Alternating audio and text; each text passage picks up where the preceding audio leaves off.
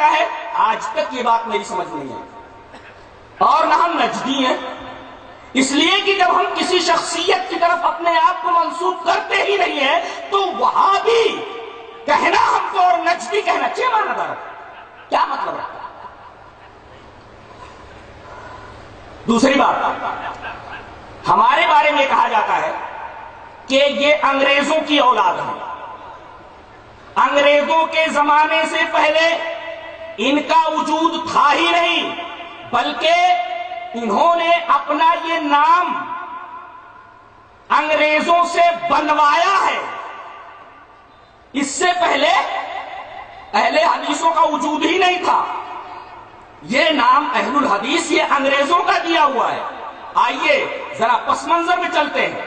1857 کے آس پاس کا زمانہ ہے، اور اس وقت ہمارا ملک ہندوستان، اس میں ہندو مسلم سب مل کر کے انگریزوں کو ہندوستان کی سرزمین سے بھگانے کے لیے اپنا خون بہا رہے تھے، پسینہ بہا رہے تھے، اور طرح طرح کی تکلیفیں اٹھا رہے تھے۔ اور اس میں پیش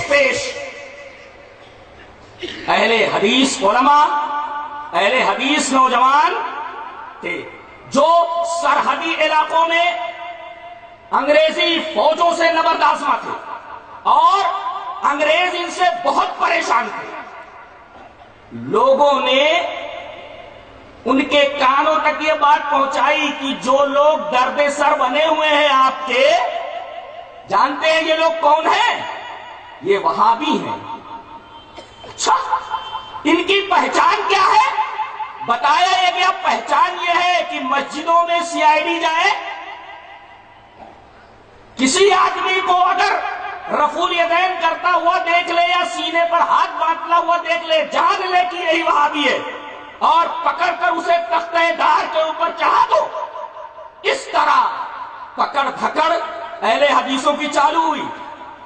وہ لوگ جو لڑ رہے تھے، ٹھیک ہے، وہ اگر ہاتھ میں آئے تو جو چاہو ان کے ساتھ کرو، تمہارے پاس قدرت، تمہارے پاس طاقت، لیکن جو لوگ تم سے نہیں لڑ رہے تھے ان کو مسجدوں سے پکڑ کر کے اٹھانا اور طرح طرح کی تکالیف دینا، یہ اس وقت کے اہل حدیث عالم مولانا محمد حسین بٹالوی رحمت اللہ علیہ کی نگاہ میں آئی کہ اس طریقے سے اگر اہل حدیثوں کو مسجدوں سے اٹھایا جاتا رہا تو قرآن و حدیث کی شمع لے کر کے آگے بڑھنے والا ہندوستان میں کوئی ایک بھی نہیں رہ جائے گا، لہذا اس کا کچھ تدارک کیا جائے، کچھ سوچا جائے۔